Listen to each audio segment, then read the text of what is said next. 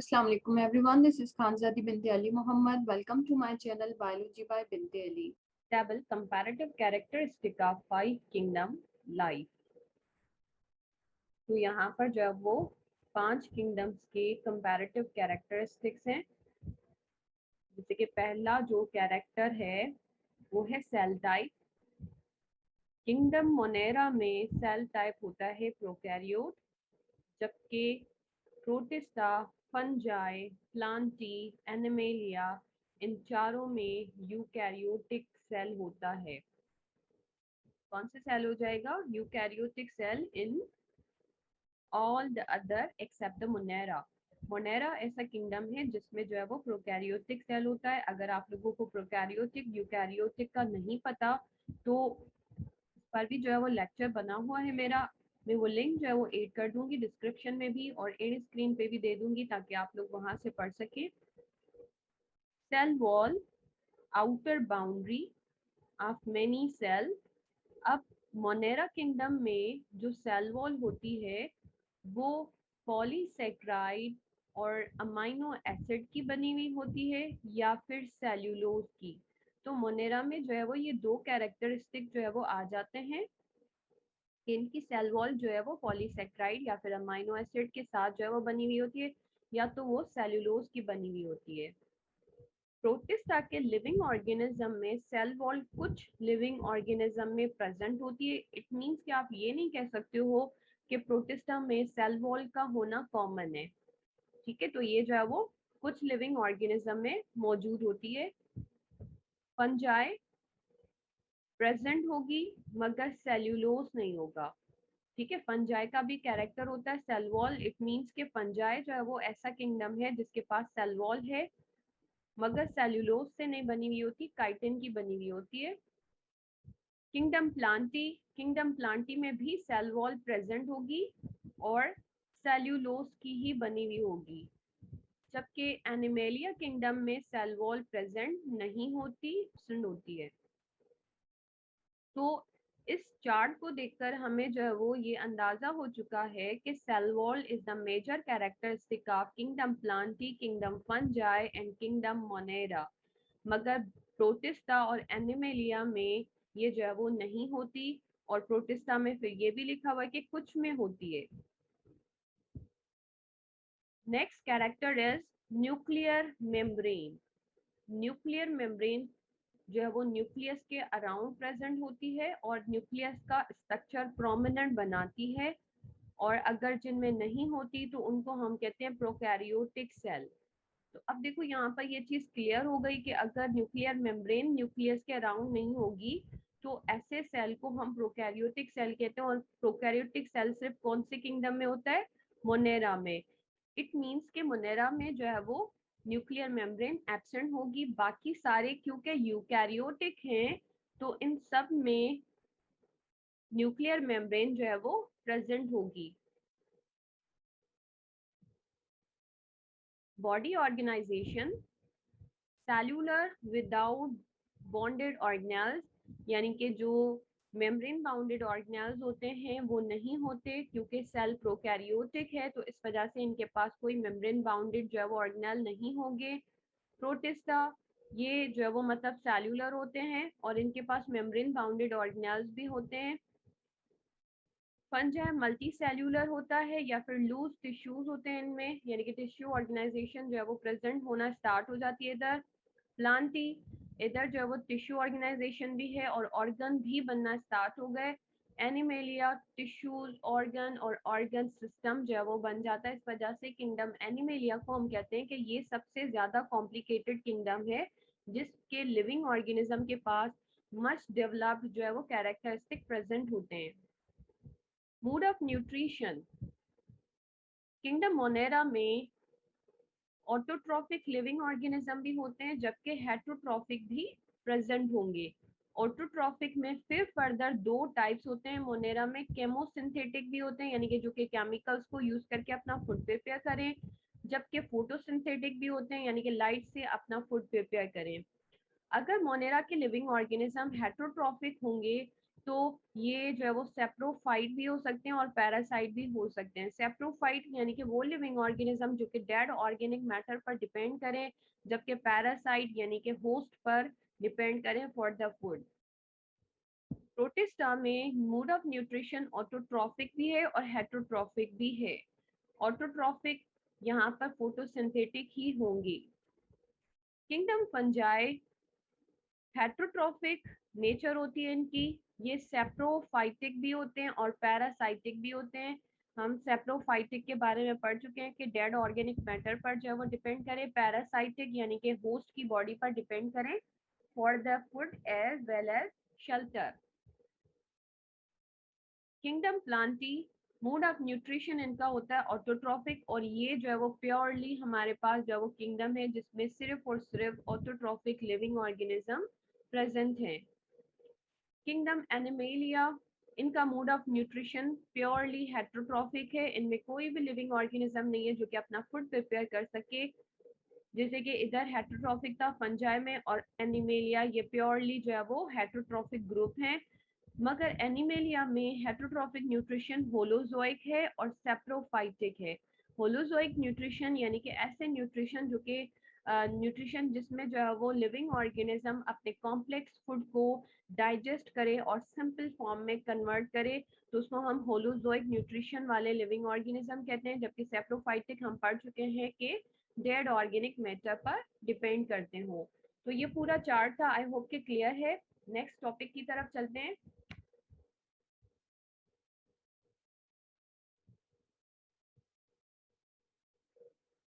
Structure of virus. Virus is non-cellular obligate endoparasite, lives inside host cell. It does not have cellular organization but do have nuclear material, either DNA or RNA. अब देखो यहाँ पर virus के बारे में लिखा हुआ है कि वायरस जो है वो नॉन सेल्यूलर है।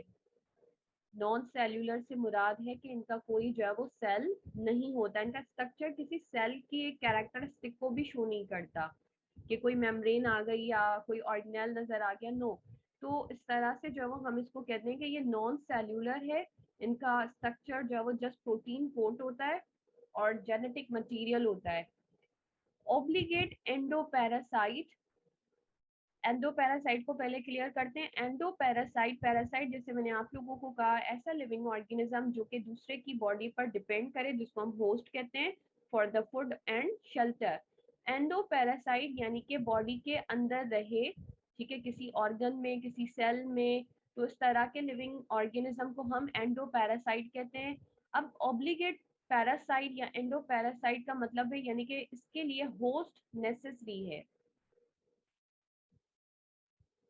ऑब्लिगेट के लिए होस्ट नेसेसरी हो जाता है। अगर ऑब्लिगेट लिविंग ऑर्गेनिज्म या ऑब्लिगेट एंडोपैरासाइट को होस्ट ना मिले तो ये सरवाइव नहीं करते। जैसे कि हम लोगों को ये पता है कि वायरस जो है वो मतलब नॉन लिविंग कहलाया जाता है आउटसाइड द बॉडी। जैसे कि यहाँ पर लिखा हुआ है lives inside the host cell, host cell के अंदर जो है वो रहता है।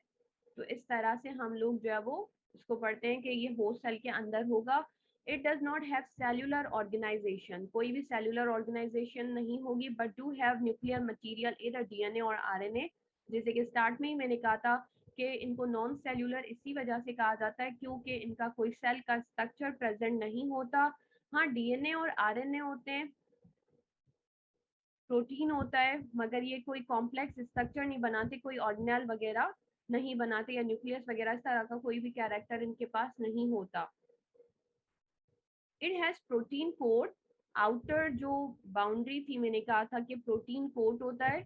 हम ऊपर जो वो डिफरेंट लिविंग ऑर्गेनिज्म के बारे में पढ़ चुके हैं, हम लोगों ने पढ़ा था कि आउटर बाउंड्री जो होगी वो माइट भी सेल वॉल हो या सेल मेम्ब्रेन हो, मगर इधर आउटर कोट जो है वो प्रोटीन कोट का बना हुआ है। कोई भी बाउंड्री नहीं है, ना सेल वॉल है ना ही सेल मेम्ब्रेन है, प्योरली क्या चीज बनी हुई है, प्रोटीन कोट।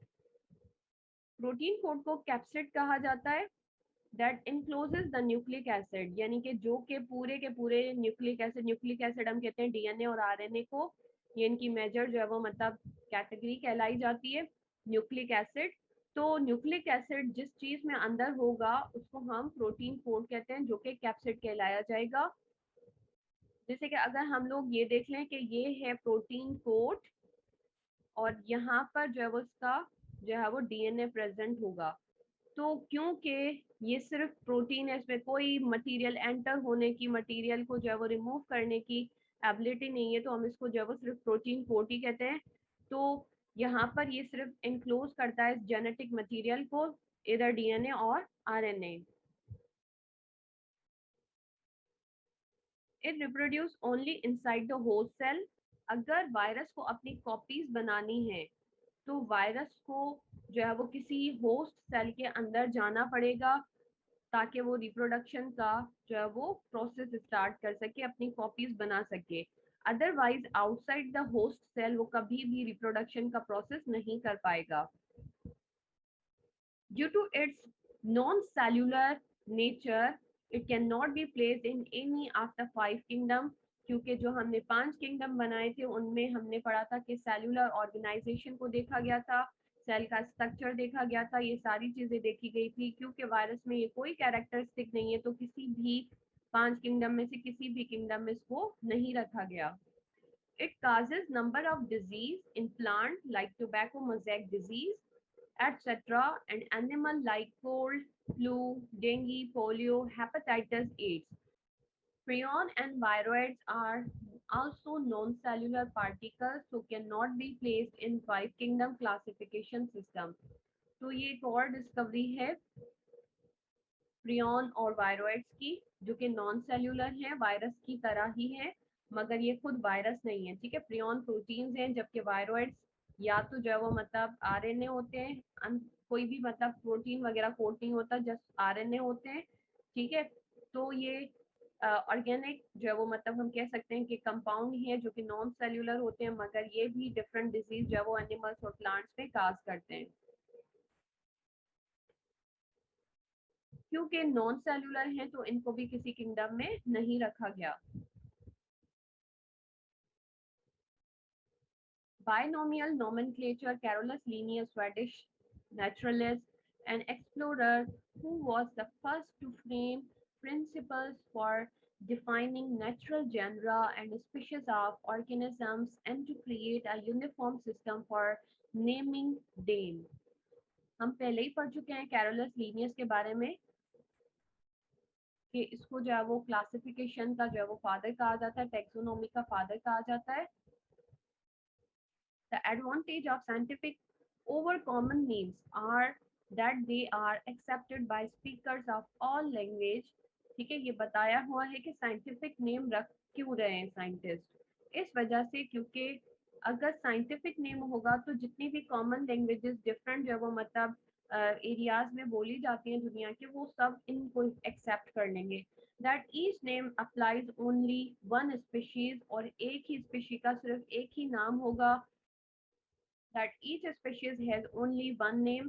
ठीक है, एक नाम एक स्पीशीज पर होगा और एक ही जो है वो उसके लिए नाम रखा जाएगा और उसके अलावा वो नाम किसी और स्पीशी पर नहीं रखा जाएगा। As common names cause many problems to identify the organisms, as different regions have different languages for the same thing।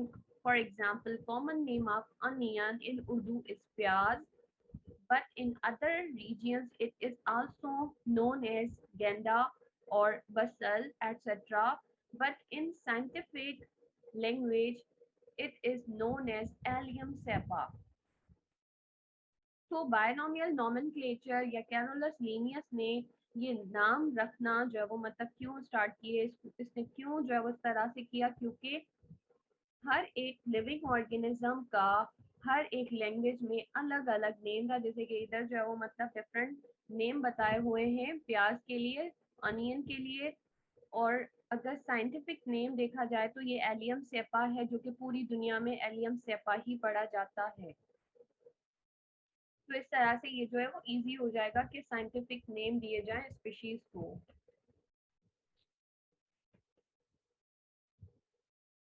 This avoids the confusion that often arises from the use of a common name to designate different things in different places, or from the existence of several common names for a single species। ठीक है, इसको avoid करना जो है वो चाहिए कि मतलब साइंटिस्ट अगर हम देखें बुक लिख रहे हैं और हमारी लैंग्वेज कुछ और है और फिर जो पढ़ने वाले हैं उनकी लैंग्वेज कुछ और है, तो इसको जो है वो अवॉइड करने के लिए कॉमन नेम्स को जो है वो हटाकर साइंटिस्ट नेम बुक्स के लिए या फिर जो वो फॉर द स्टडी पर्पस एक ही जो है वो नाम रख दिया साइंटिफिक नेम जिसको हम कहते हैं, ताकि पहचानने में आसानी हो कि कौन सी स्पीशीज की जो है वो बात हो रही है। Biological name of some common plants and animals. Common name, plant का कॉमन नेम है ऑनियन प्लांट, बायोलॉजिकल नेम है allium cepa. Number 2, mango plant, Mangifera indica, L stand for Linnaeus. Neem plant, Azadirachta indica.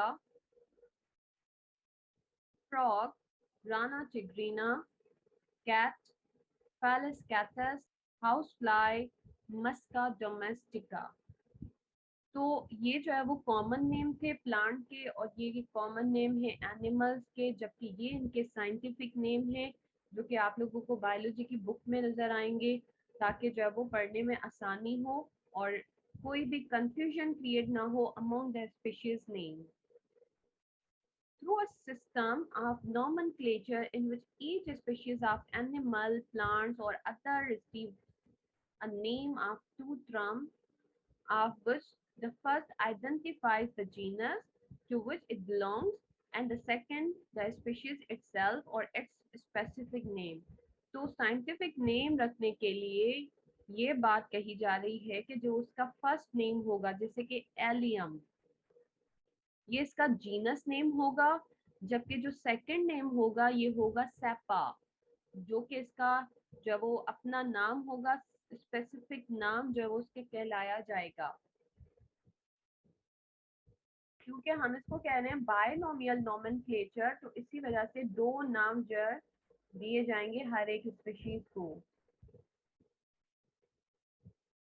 Some of the rules which are universally adopted for writing scientific name of a species are: scientific name of any organism should be italicized when printed, such as Homo sapiens, and when handwritten, these are underlined। ठीक है, scientific name रखने का पहला, यानी कि जो अगर हम लिख रहे हैं तो उसका पहला रूल क्या होना चाहिए, हम लोगों ने पहले पढ़ा कि फर्स्ट नेम इनका जो है वो जीनस हो, जैसे कि हमारा साइंटिफिक नेम ह्यूमन बीइंग का है होमो सेपियंस, तो फर्स्ट हमारा होमो जो नाम है वो है हमारी जीनस का नाम, जबकि सेपियंस जो नाम है ये स्पेसिफिक नेम कहलाया जाता है लिविंग ऑर्गेनिज्म का। अब लिखते कैसे हैं, क्या लिखा हुआ है कि इटैलिसाइज किया जाएगा अगर प्रिंट करवा रहे हैं। इटैलिसाइज हम थोड़ा सा जो है वो आप देखें कि नॉर्मल जो है वो प्रिंट से ये थोड़ा जो है वो तिरछा लिखा हुआ है। व्हेन हैंड रिटन, और जब आप हाथ से लिखोगे तो जाहिर सी बात है आप लोगों को जो है वो थोड़ा मुश्किल होगा कि इसको हम इटैलिसाइज्ड हाथ से करें, तो इसी वजह से उसको हम जो है वो अंडरलाइन कर देंगे ताकि ये क्लियर हो जाए कि किस तरह से या ये कौन सा जो है वो साइंटिफिक नेम है। जैसे कि फॉर एग्जांपल अगर ये बिल्कुल स्ट्रेट लिखा हुआ होता लाइक अदर लेटर, तो हम इसको अंडरलाइन करते यू, और इससे पता चल जाता कि बाकी सारे ऐसे ही वर्ड है मगर होमो सेपियंस साइंटिफिक नेम है। क्योंकि ये बुक प्रिंट की हुई है इस वजह से इसको हमने इटैलिसाइज जो है वो किया हुआ है। The first word of the name is generic, always start with the capital, यानी कि पहला जो नाम होगा वो हमेशा जो है वो कैपिटल से स्टार्ट होगा। जैसे कि ये लिखा हुआ है कि H जो है वो दिया हुआ है, जीनस का नाम पहला जो है वो लेटर कैपिटल है। While the second term is species, second हमने पढ़ा कि species होगी which is never capitalized, और इसका फर्स्ट लेटर कभी भी कैपिटलाइज नहीं किया जाएगा, ये इसका सेकंड रूल है लिखने का। When the scientific name is written first time, it is written full, but when it is repeated several times, it is abbreviated. For example, the scientific name of red rose is Rosa indica. It is abbreviated as R indica. जिसे कि अगर scientific name जो है वो बार बार लिखना पड़ रहा है तो हम जो है वो उसको पूरा नहीं लिखेंगे, बल्कि क्या कर देंगे, उसका जीनस नेम का सिर्फ फर्स्ट लेटर लिखकर स्पीशीज नेम जो है वो लिख देंगे, ताकि लिखने में आसानी हो जाए। और हमें वैसे ही पता होगा कि जो है वो एक बार आ चुका है तो हम उसको पढ़ लेंगे कि ये शॉर्ट टर्म जो है वो रोजा इंडिका की लिखी गई है। Sometimes the author name appears after a species name, which means these species was described by him. For example, mango plant. अब यहाँ पर लिखा हुआ है कि काफी स्पीशीज में जो है वो ऑथर का नेम भी जो है वो दिया जाता है स्पीशी नेम के साथ। और वो क्यों दिया जाता है, क्योंकि वो स्पीशीज जो है वो उसी साइंटिस्ट ने डिस्क्राइब की होती हैं, इसी वजह से उसका नेम जो है वो स्पीशी नेम के बाद जो है वो दिया जाता है। जैसे कि मैंगी फेरा indica L, it means Mangifera indica was first described by Linnaeus. तो Mangifera indica को L के फॉर्म में जो है वो क्यों लिखा जाता है, क्योंकि लीनियस साइंटिस्ट ने जो है वो इसको डिस्क्राइब किया था और इसी वजह से उसका नाम जो है वो लगाया जाता है साथ में साइंटिफिक नेम ऑफ मैंगो पे। Use internet to search a scientific name of potato. Potato का नाम है solanum tuberosum.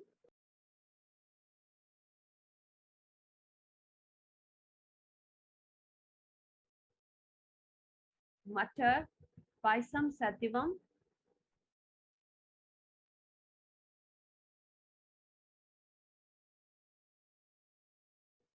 China rose, Hibiscus rosa sinensis.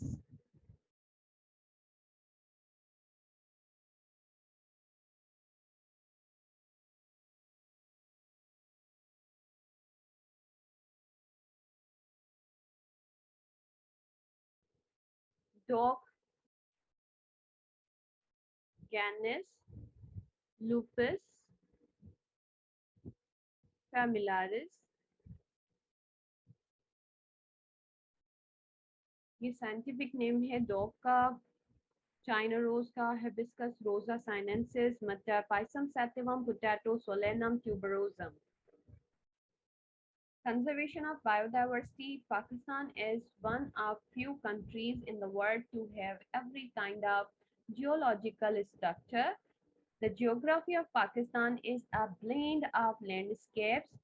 You will find plains, deserts, forests, hills, and plateaus.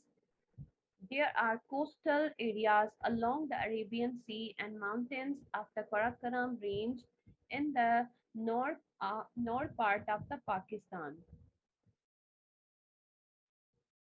तो पाकिस्तान को अगर देखा जाए according to the geological structure, Pakistan में हर तरह की जो है वो ज़मीन पाई जाती है, चाहे वो प्लेन एरिया हो, डिजर्ट हो, फॉरेस्ट हो, हिल्स हो या फिर जो है वो प्लेटियस हो। हर तरह की ज़मीन जो है वो है। इवन के हमारे पास जो है वो कोस्टल रीजन भी है अरेबियन सी के साथ, और इसके अलावा माउंटेन्स हैं जैसे कि काराकोरम रेंज के K2, जिसको हम कॉमन जो है वो जान रहे होते हैं हाईएस्ट पीक ऑफ पाकिस्तान। तो ये जो है वो डिफरेंट लैंडस्केप्स हैं हमारे पास। ये जो है वो खूबसूरत से लैंडस्केप की जो है वो पाकिस्तान के लैंडस्केप्स की जो है वो पिक्चर्स दी हुई हैं बुक में। This diversity contains diversified habitats and landscapes that support a rich biodiversity of both fauna and flora. Fauna हम एनिमल को कहते हैं, जबकि फ्लोरा प्लांट को कहा जाता है। Arid and semi-arid region covering almost 80% of the total land area of the country possesses significant portion of country's biodiversity. तो यहाँ पर जो है वो हमें ये बताया हुआ है कि डिफरेंट हैबिटाट्स और लैंडस्केप की वजह से रिच बायोडाइवर्सिटी जो है वो बनती है फ्लोरा और फौना की, जबकि एरिड और सेमी एरिड रीजन भी पाकिस्तान में मौजूद है। 80% जो है वो टोटल लैंड एरिया बनाते हैं। During the last 2-3 decades, a number of animal and plant species have become threatened or endangered, mainly due to over-exploitation and loss of natural habitat. अब endangered species या threatened species उन species को कहा जाता है जो कि नियरली खत्म होने वाली हो, या जिनका नंबर ऑफ स्पीशीज जो है वो कम रह जाता हो, तो उनको हम जो है वो एंडेंजर्ड स्पीशीज कहते हैं। तो अब देखो, ह्यूमन की ही वजह से जो है वो ये स्पीशीज डे बाय डे जो है वो कम हो रही है। फैक्टर्स लाइक डिफोरेस्टेशन यानी कि पेड़ों को काट देना, ट्रीज की कटिंग, ओवर ग्रेजिंग, ग्रेजिंग और ओवर ग्रेजिंग हम कहते हैं जब जो है वो कैटल जो है वो ग्रेजिंग कर रहे होते हैं, घास खा रहे होते हैं, मगर अगर उनकी परसेंटेज ज्यादा हो जाए ग्रेजिंग एनिमल्स की, मोर देन जो है वो ग्रास के ग्रेजिंग एनिमल्स का परसेंटेज ज्यादा हो जाए, तो उसको हम कहते हैं ओवर ग्रेजिंग। सैलिनिटी यानी कि जमीन का जो है वो, जमीन की मिट्टी के साथ जो है वो नमक का ज्यादा हो जाना, and waterlogging are posing major threats to the remaining biodiversity of the country। और जमीन पे जो है वो कहीं कहीं जो है वो पानी भर जाता है, जैसे कि हम ये कहेंगे कीचड़ वगैरह जिससे बन रही होती है बाद में, तो ये भी बहुत ज्यादा जो है वो बायोडाइवर्सिटी पर मसले जो है वो क्रिएट करता है, थ्रेट्स होते हैं एनिमल स्पीशीज पर, plant species. The continuing loss of forest habitat with its associated fauna and flora will have serious implications for nations' other natural and agricultural ecosystems. To overcome all these problems, biodiversity should be paid attention in order to save the organisms from being endangered। और इसी वजह से जो है वो मतलब हमें ये जो है वो सेव करना पड़ता है, ताकि जो है वो डिफरेंट एनिमल और प्लांट स्पीशीज जो है वो एंडेंजर्ड ना हो जाएं। Conservation simply is the way of caring, saving the species inhabit on earth from the dangers। Conservation का मतलब ये है कि हम जो लिविंग ऑर्गेनिज्म स्पीशीज हैं, हम उनको केयर करें, उनको सेफ रखें, उनको जो है वो मतलब सरफेस पर अगर कोई खतरा है तो उनसे बचाएं, तो इसको हम जो है वो कंजर्वेशन ऑफ बायोडाइवर्सिटी कहेंगे। Some of the key points are highlighted below. Humans should conserve biodiversity because of its benefit. For example, services and biological resources which are essential to live our life on earth। हमें क्यों जो है वो conserve करना चाहिए biodiversity को, क्योंकि हमें जो है वो बायोलॉजिकल रिसोर्सेज चाहिए होते हैं, हमें ये जो सर्विसेज वगैरह मिल रही होती हैं जो हमारे रहने के लिए ज़रूरी है, हमें उन्हें लाजमी सेव करना चाहिए। जैसे कि प्लांट्स और एनिमल स्पीशीज ह्यूमंस के लिए सरवाइव करने के लिए बहुत ज़्यादा नेसेसरी है। Biodiversity boosts ecosystem productivity where each species can easily survive in their habitat. If the one will not conserve biodiversity, so food chain and ecosystem will be imbalanced। अगर biodiversity को हम जो है वो सेफ नहीं कर पाते, तो सर्वाइवलेंस थोड़ी जो है वो मुश्किल हो जाती है। क्यों? क्योंकि फूड चेन डिस्टर्ब हो जाएंगे और इसी वजह से इम्बैलेंस हो जाएंगे, और फाइनली ये होगा कि लॉस होगा डिफरेंट एनिमल और प्लांट स्पीशीज का। With more plants, trees and animals, the soil improved and becomes stronger, less prone to erosion, drought and flooding। जितने ज्यादा प्लांट्स होंगे, ट्रीज होंगे, एनिमल्स होंगे, तो उतनी ज्यादा हमारी सॉइल जो है वो इम्प्रूव करेगी, यानी कि बेटर होगी for the growth of the plant. और उसके अलावा जो है वो ये बंजर भी नहीं होगी, ड्राई नहीं होगी, और जो फ्लूड होते हैं, सैलाब होते हैं, उनसे भी जो है वो बच सकती है। ये ग्राफ शो कर रहा है endangered species को, reporting the data to show the biodiversity at risk। mammals जो है वो 20% रिस्क पर हैं, बर्ड्स जो है वो हम ये कह सकते हैं कि 12% रिस्क पर हैं, रेप्टाइल्स जो है वो 5%, एम्फीबियंस जो है वो 30% तक जो है वो रिस्क पे आ चुके हैं, फिशेस जो है वो मतलब 4%, इंसेक्ट जो है वो 1%, मॉलस्कस जो है वो 2%, और प्लांट्स जो है वो 3 और 4%। ठीक है, तो ये जो है वो इनकी परसेंटेज है। क्रिटिकली एंडेंजर्ड जो है वो पोजीशन शो की गई है रेड कलर से। एंडेंजर्ड जो स्पीशीज आ जाती हैं वो जो है वो मतलब ऑरेंज कलर से इन्होंने शो किया है। वर्नर एबल जो कि येलो कलर से शो किए हुए हैं। अब इससे ये है कि मतलब हमें इन स्पीशीज को सबसे ज़्यादा सेव करना चाहिए, इनके इकोसिस्टम को सेव करना चाहिए, ताकि हमारी बायोडाइवर्सिटी कंटिन्यूअसली सेम रहे, बैलेंस में रहे।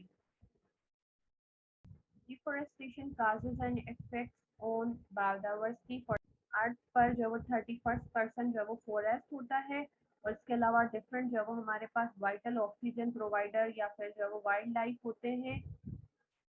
ये जो है वो डेफिनेशन है हमारे पास डिफॉरेस्टेशन की। The cutting down of trees for the conversion of forest into non forest land is known as deforestation. यानी कि जो फॉरेस्ट की जमीन होती है वहां से पेड़ों को काट कर जो ट्रीज होते हैं उनको कट कर दिया जाता है ताकि उसको नॉन फॉरेस्ट में कन्वर्ट कर दिया जाए। तो इस प्रोसेस को हम डिफॉरेस्टेशन कहते हैं। जैसे कि ये पिक्चर भी देखें आप लोग, एक फॉरेस्ट की जो है वो पिक्चर दिखाई गई है जिसमें से ट्रीज को काटा जा रहा है ताकि एरिया को जो है वो नॉन फॉरेस्ट एरिया में कन्वर्ट कर दिया जाए। Causes of deforestation is done deliberately due to the mining, paper making, urbanization, timber for making roads, and agriculture expansions and livestock breeding. Deforestation जो है वो माइनिंग के लिए की जाती है। माइनिंग हम लोग कहते हैं जब जो है वो कोल या फिर इस तरह की चीज़ों को जो है वो सॉइल में से निकालना हो तो जाहिर सी बात है ऊपर वाले सरफेस पे जो फॉरेस्ट होता है उसको रिमूव करना पड़ता है। Paper making, cellulose is the major source of paper, तो इस वजह से प्लांट्स को कट किया जाता है क्योंकि प्लांट के सेल वॉल में सेल्यूलोज होती है जिसमें से जो है वो पेपर बनाए जाते हैं। अर्बनाइजेशन, सिटीज जो है वो डेवलप की जाती हैं। टिम्बर, फर्नीचर के लिए जो लकड़ी होती है उसको बनाया जाता है। फॉर मेकिंग रोड्स, रोड्स बनाने के लिए फॉरेस्ट को रिमूव किया जाता है। Agriculture expansion and live stock breeding, agriculture और लाइव स्टॉक के जो है वो मतलब इंक्रीज करने के लिए जो है वो मतलब डिफॉरेस्टेशन की जाती है ताकि लैंड एरिया जो है वो अवेलेबल हो जाए। Effect of deforestation. Deforestation results with the great loss in biodiversity such as increase in the concentration of greenhouse gases, carbon dioxide, methane, water vapor, nitrous oxide, etc. Which leads to the global warming. Temperature will be high that cause the trees melting, which is the reason of raising sea level and cause flood. तो deforestation का जो effect आता है वो सबसे पहले तो ये होता है कि ग्रीन हाउस गैसेस जो होती है वो इंक्रीज हो जाती हैं, जैसे कि carbon dioxide, methane, water vapour, nitrous oxide. ये कुछ ऐसे ऑक्साइड्स हैं जो कि मतलब हमारे कलेक्शन में ग्रीन हाउस गैसेस कहलाए जाते हैं।